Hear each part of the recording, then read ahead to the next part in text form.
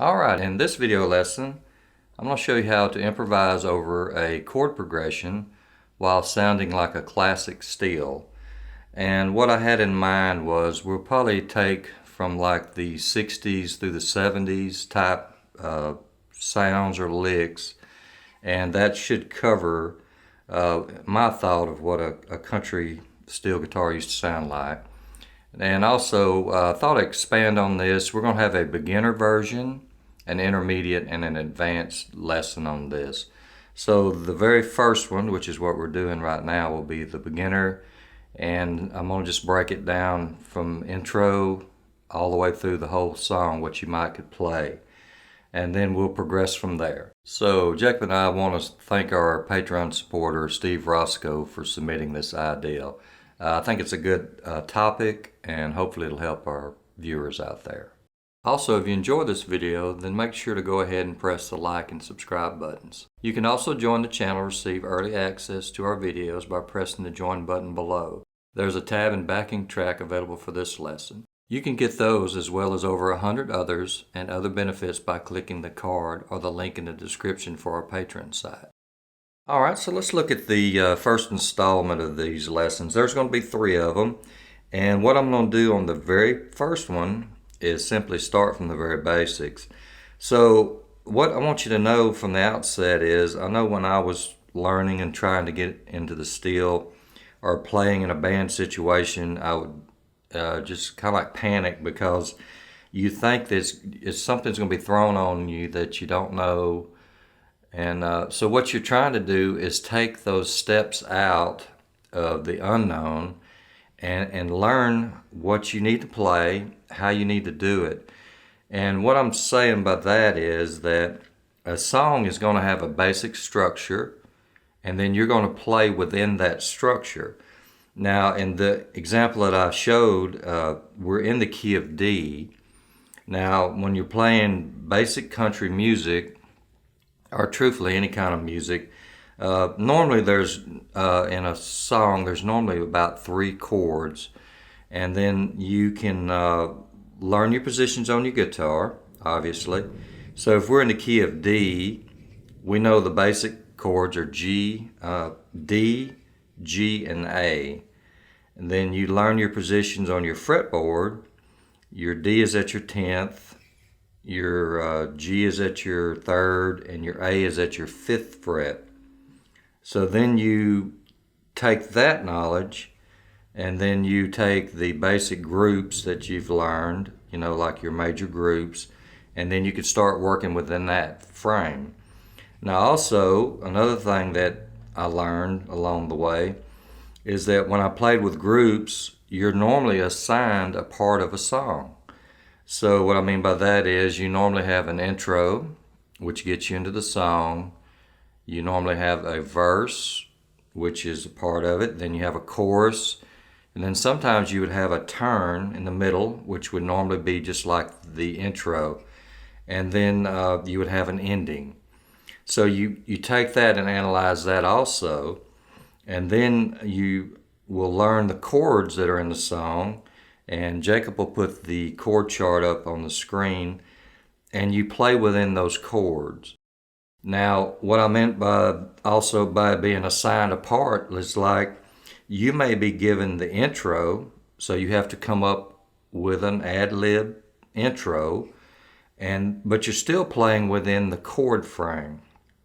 Now, you need to know also is the count.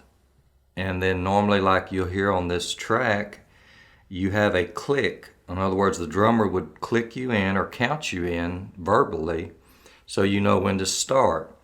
And then you simply play over the chords that you're given. And then on this beginner version, I'm playing right on the beat. In other words, I come right in on the first beat of the song and play over that. And I'm using very basic groups at the beginning and trying to stay with just 2 pedals, my A pedal and B pedal, so it's not complicated there. Now, I played on the example, I played through the whole song. I played in the intro, the verse, the chorus, and the outro or the ending of the song. but I use the same thought and the same patterns pretty much throughout. Another thing you want to learn is that if you are playing with a group, no matter what the situation, you're there to complement that. So you're trying to help the singer. It's not, unless it's an instrumental, you're pretty much going to be in the background. You're just adding to this overall song. And that's why you're given a part too. Is so if you're playing in the middle of the song, then you're pretty much going to be in the background. And a good rule of thumb is to keep it simple. The simpler you play, especially if you're nervous or whatever, you're less apt to make a mistake. And also, you're just trying to accentuate what's going on in the song with the singer. So we started out with this song. It came in, there was 4 clicks, and then we came in on the very first beat of the chord. Now, it starts out on the chord of D, and I simply played this. Okay, so if you go to your 10th fret, we play 6, 4, 5, 3. 6 and 4 together, 5 and 3 together.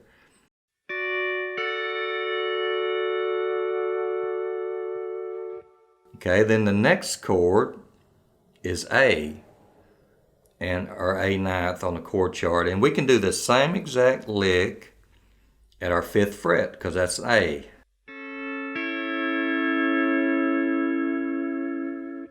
All right, then the next chord, we have 2 measures of D, so we have 8 beats of D.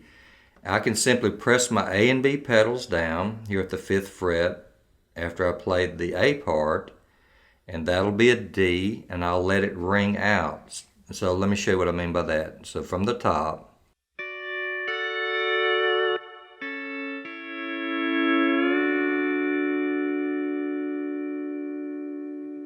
Okay, so we have 4 beats here.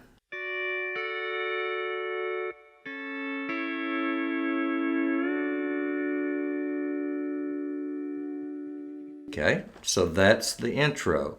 You got 1, 2, 3, 4, 1, 2, 3, 4, 1, 2, 3, 4, 1, 2, 3, 4.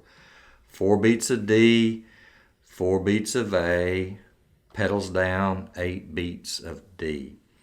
Okay, so that's pretty easy to do.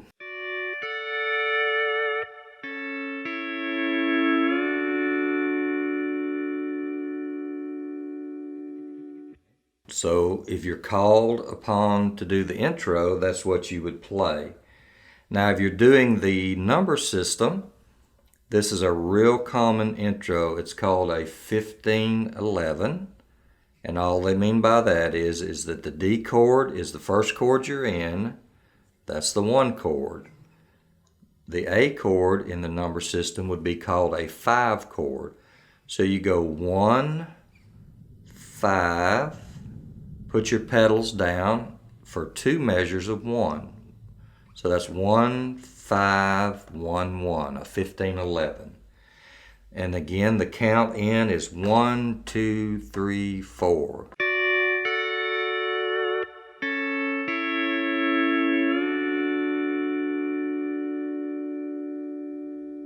Okay, so then the verse is going from D to G to 2 measures of D. So that's going a 1, 4, 1, 1.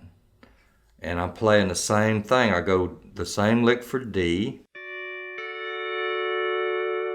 Then it goes to G. I have a G right here at the 10th fret by simply pressing A and B pedals down. Okay, then it comes back to 2 measures of D, or 8 beats. All I do is just release the pedals from the G, and I'm back in back in D. So that sounds like this.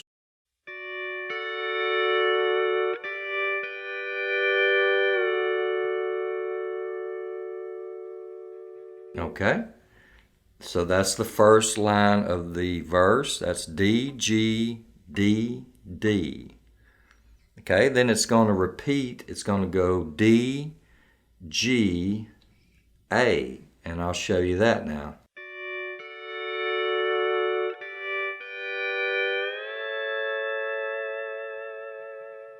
Okay, so that's the same thing. In the D, I go 6, 4, 5, 3.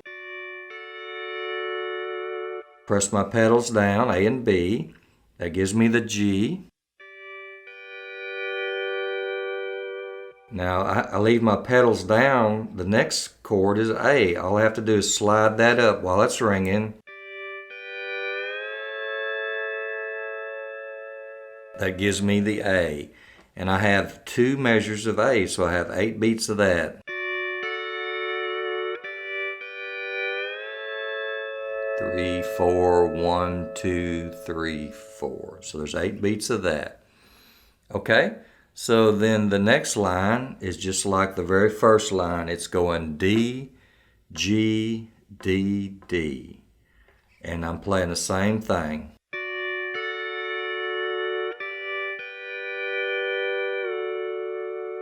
So I go D, no pedals, 6, 4, 5, 3.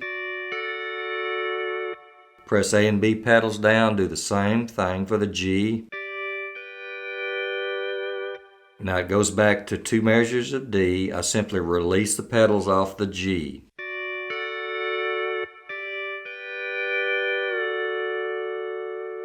So I'm back in D now. So I've got 8 beats of that. Now it's going to go like a little tag. It's going to go just like the intro. It's going to go D, A, then press my pedals down to get D.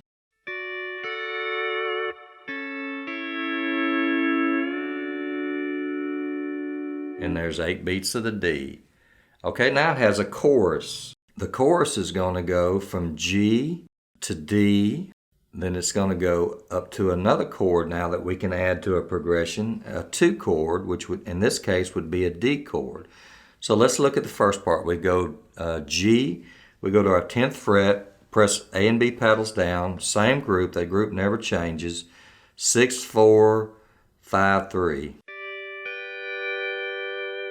We have another 4 beats of that, so I do that again. And it goes back to D. Now to get to D, I simply release the pedals. So I go 2 measures of G.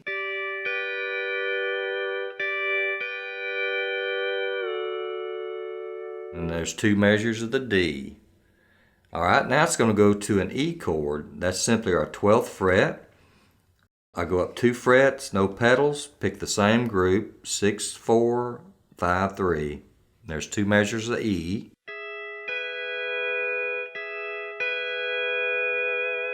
While that's ringing, I can press my pedals down, and that gives us our next chord, which is A, and there's 2 measures of that.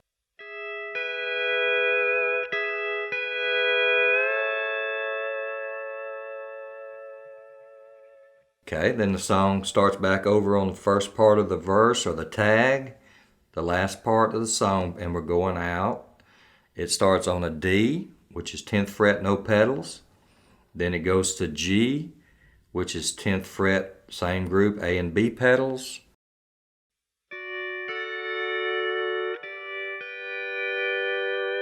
Okay, then we've got 2 measures of D, so I simply release the pedals from the G, give them back, and we have a D.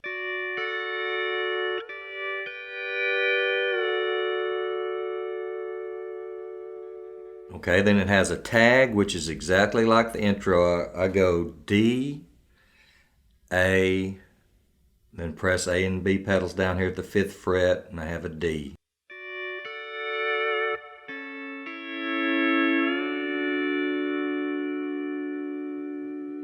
So we've taken a very basic progression, a normal country song. Most of the time, especially during that era, like in the 50s and 60s, they were pretty straight up. You have 3 basic chords. In the key of D, we have D at the 5th fret, at the 10th fret, D at the 10th, G at the 3rd, A at the 5th. Now in this progression we add one more chord to it. We add a E chord, which would be a 2 chord in the number system. Okay, so you need to know what your pedals are doing, because we're using our pedals also to get some of these. Also, we're using a slide. Okay, so we're adding that, and also we're letting some of these notes ring, and then pressing the pedals down. So you need to get used to doing that too. And again, I'm coming at this from a very, very basic beginner version of it. So when you're playing a song, you should, like I said, you're not just called upon just to, in this case, just to improvise without knowing the chord progressions or the measures or what's coming in. You get the song, you find out what parts you've got to play, and then you sit down and learn licks or things that you already know and try to apply them to that chord. Because, like I said, if you're in a situation where you're playing, that takes the pressure or more of the pressure off of you, because you've practiced it, you know what you're going to do, you know what part of the song you've got to play. And then you get into the song, you learn the count, and that's where the drummer helps you. And in this case, I didn't do anything before the song to try to lead into it. I came right on the beat. It was 1, 2, 3, 4, 1. So I didn't have to worry about any kind of trying to hear the beat, or a little offbeat or push or anything like that. It's just basically right on the beat, and the licks that I'm playing are right on the beat pretty much. So we're making this as simple as we can. We use one set of strings. We use 6, 4, 5, 3, and then just 2 pedals. So if you look at a song 2, you'll know basically you're either going to have a song that has 4 beats to a measure, or it's going to have 3 beats. It would be a waltz time. Most of the songs back in that time were, a lot of them were 4/4. They call it 4/4. There's 4 beats to the measure, and then you had a few waltzes in there also. But in this instance, we're doing a straight up 4/4 country type song, or a country gospel song. So I hope this helps you. And then the next installment, we're going to take the same chord progressions and make it a little more complicated. I'll show you how to embellish what we're doing. And then the third one will be an advanced one. I'll show you more licks, probably show you some chord substitutions that you can play over these basic chords, and then but still be within what we're trying to accomplish here, not get too far outside of what we're doing.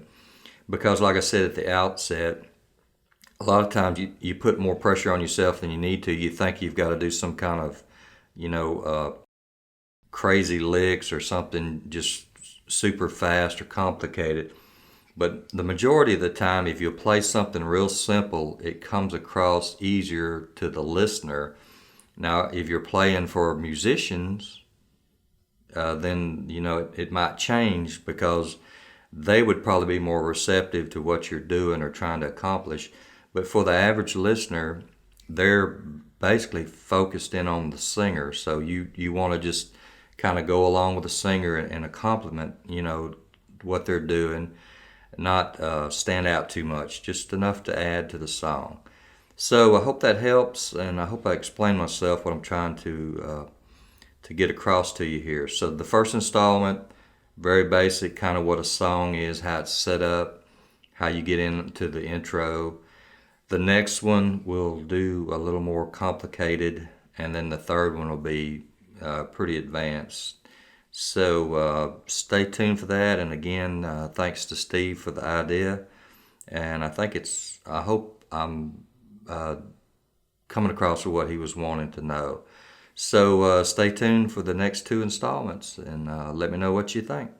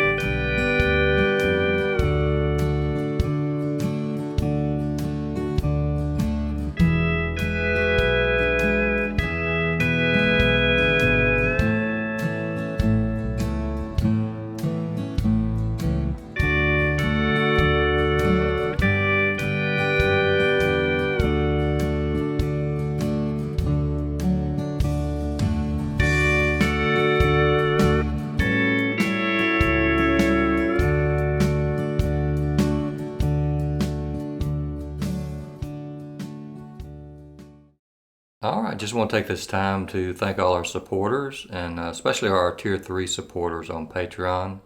We hope you're enjoying the videos. Also, if you enjoyed this video, then make sure to go ahead and press the like and subscribe buttons. You can also join the channel to receive early access to our videos by pressing the join button below. There's a tab and backing track available for this lesson. You can get those as well as over 100 others and other benefits by clicking the card or the link in the description for our Patreon site. And on behalf of Jacob and I, keep picking.